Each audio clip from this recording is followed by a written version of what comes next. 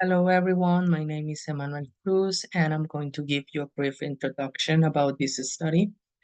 One of the main objectives was to develop intercultural competence by building up cultural awareness, specifically awareness of racism.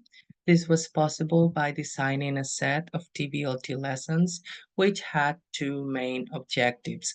The first objective was to improve language knowledge and skills, and the second objective was to allow the students explore these concepts related to racism.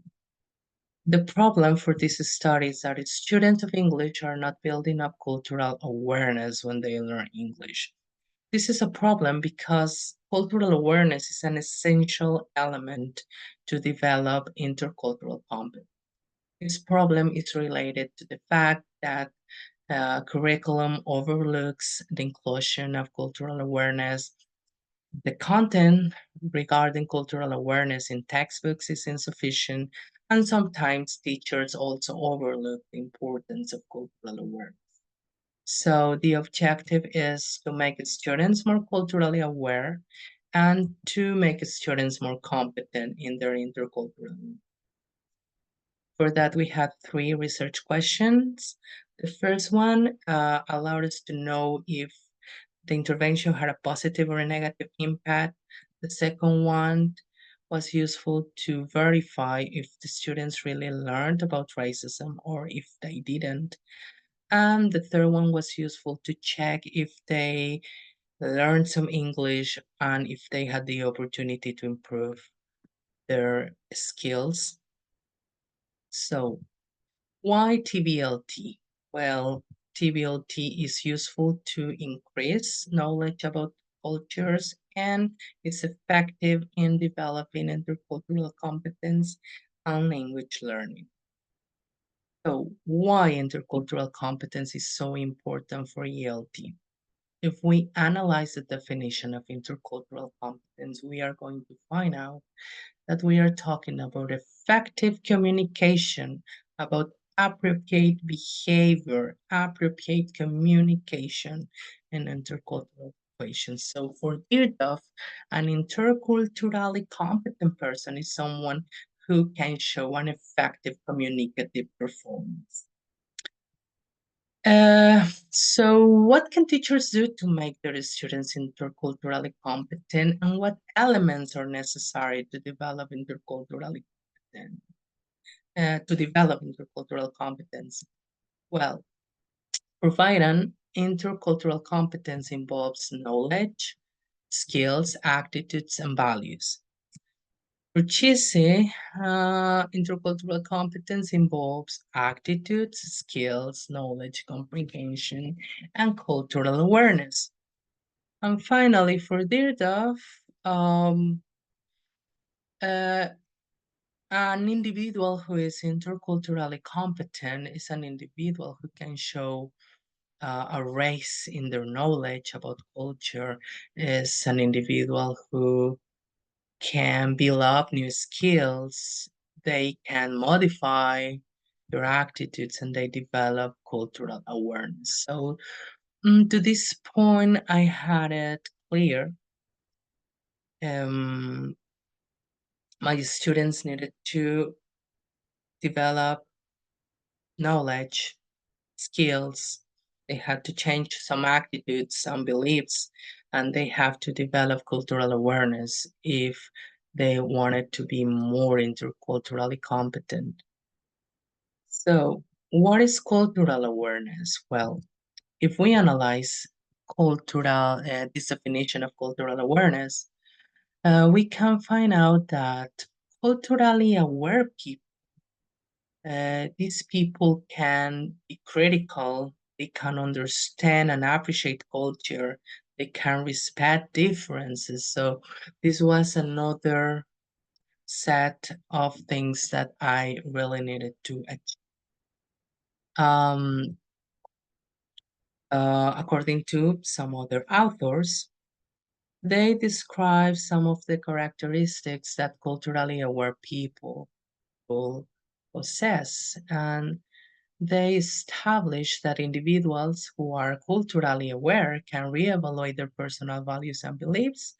They adapt their behavior, they have knowledge, they can construct their own cultural identity, they reflect, they recognize, they change their biases, their views. So, to this point, everything was clear. My students needed to acquire knowledge about racism. They have to change their attitudes. They had to develop some skills related to the topic, and they had to change some beliefs. They have to develop positive values towards culture. And why racism? Because when we talk about cultural awareness, we can develop cultural awareness regarding several topics. Well, we focus on racism because it is not a secret that ELT has shifted towards inclusion, equity, and intercultural skills in the last years. So, if we are going to talk about inclusion and equity, we have to talk about race. And if we are going to talk about race, we have to talk about racism because that is the real problem here. We analyze this definition of racism, we can find out that we are talking about racial differences. And when we interact interculturally, we it is undeniable that some racial differences exist. Um, Another important concept that is included in this definition is the relations of power. When we interact with people from a different cultural background, mostly two things can happen. The first one is when I am very open minded and I want to know more about you. I want to know your vision of the world, and I want to know why you think what you think and why you do what you do.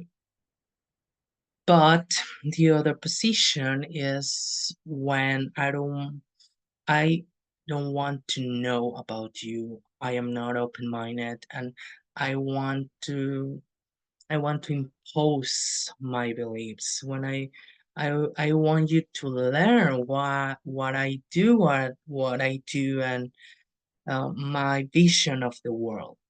Okay, so when that happens, intercultural interactions will not be successful. Definitely. So methodology. Well, this study was an action research study. It was developed in a public university in Veracruz, Mexico. All of them were engineering students. They were around 20 to 24 years old, and all of them were enrolled in a B1 English level course. The intervention um, involved 13 stages. The first stage was about a pre-survey.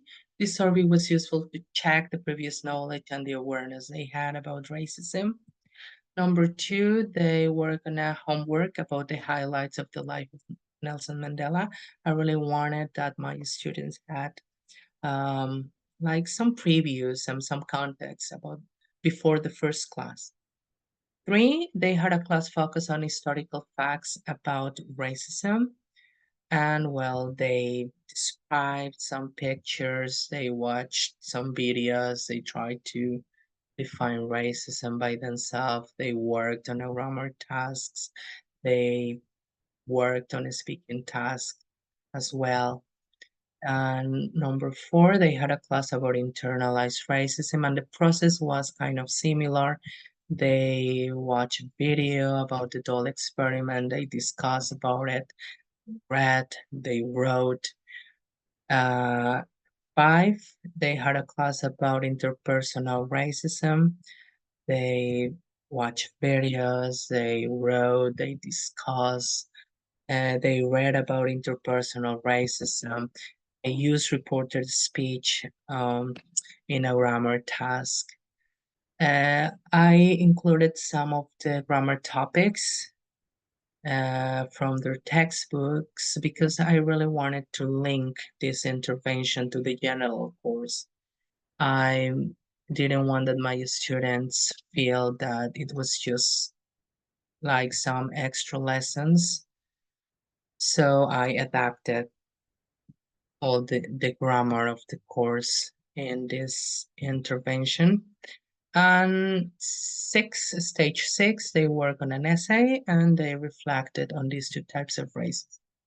Seven, they had a class focused on institutional racism. The process was similar to the other ones. They watched videos, they discussed, they read, they used modal verbs to write in tasks. Um, they had a class focused on systemic and structural racism. Again, the process was very similar. They described some pictures, they watched videos, they developed a reading task and speaking tasks using third conditional. And after that, they work on essay two to reflect on these two types of races. Stage 10, they had a class focused on historical facts about racism. It's a very similar process. And for stage 11, they work on a movie task. They watch a movie and they had to identify situations which show the four different types of racism and they have to categorize them. This task was important because it was the first time that students try to identify the different types of racism in context after the lessons. 12, they had a final quiz, and this was useful to check conceptual knowledge, check the competence of the students to identify racism in context, and to provide examples. And stage 13, the final interview. This was useful to check the students' perceptions and to check some knowledge and competence to identify racism in context. Well, our data collection tools were a pre-survey, essay 1, essay 2, the movie task, the final quiz, and the final interview. We use a descriptive and qualitative analysis. We also use a coding process for that and quantitative analysis. Well, findings and discussion. We are going to see what happened after the intervention. Well, the students became more aware of racism by acquiring more knowledge about racism. Yes, of course, this happened. If we compare the results in the pre-survey and in the final survey, it is undeniable that they gained some knowledge because they provided better definitions of racism and its types. In the final interview, actually, all of them said that they felt they know more about racism after the intervention. Most of the students became more aware of racism by defining and distinguishing between various forms of racism. Well, they not only provided correct definitions of the different types of racism, they also provided correct examples in the different uh, stages of the study. And students were able to identify racism in context and real life situations after the intervention.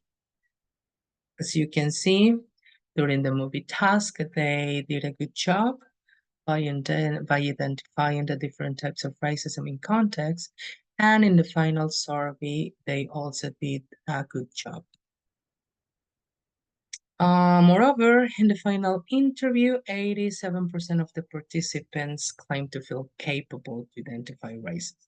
Here are some of the comments. I can identify if I am racist or if the other person is racist. I didn't see the racism in the street before. Now I identify it better. I understand the context and so forth. The intervention had a positive impact because the students changed their perceptions in a positive manner. Well, we got a lot of comments like these ones. The lessons gave me a lot of things to reflect about. Um, they were entertaining, it was interesting, it was something different in comparison to a typical English class. They are necessary because not all people are aware or sensitive to the situation that still exists. Some do not even know that they are committing racist acts. If they do it, at least they have to know about it. So, yes, actually, 14 of the students told me that, yeah, the the intervention changed their beliefs, their insights, their attitudes. One of them told me that he was not sure if he had a change, and the other one told me that the intervention didn't have an impact on him because he was already aware of the phenomena. So I cannot say that was something negative. In general terms, all of the students told me that the intervention was positive. And students' perceptions on the intervention as a means to learn English were positive. In this case, yes, 100% of the students told me that this intervention was useful to practice English and to learn English, specifically vocabulary. We have a lot of, yeah, we got a lot of comments like these ones. I consider that they expand our vocabulary.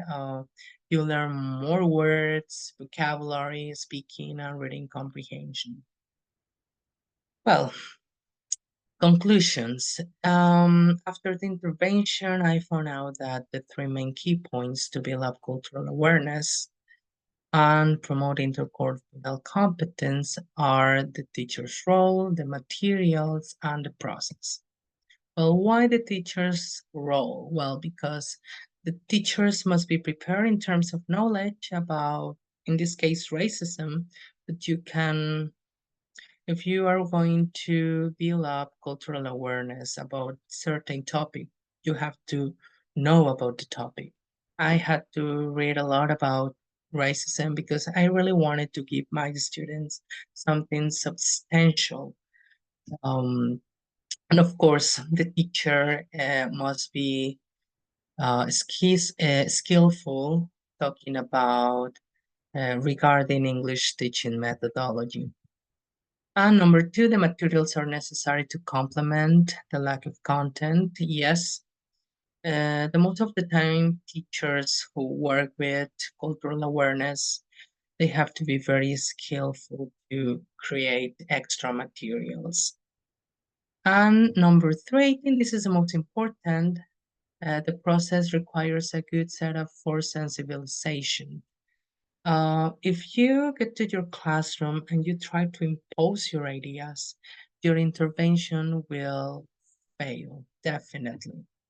I think we have to be very objective, provide the students with information, and at the end, they will make a decision about what to do with that information. And finally, the intervention demonstrated to be an efficient tool to build up awareness of racism through ELT. And well, I can tell you that the students acquire new knowledge about racism, they change attitudes, they change beliefs, and they also develop some skills to identify racism in context and in their daily lives. Well, that's all, and thank you.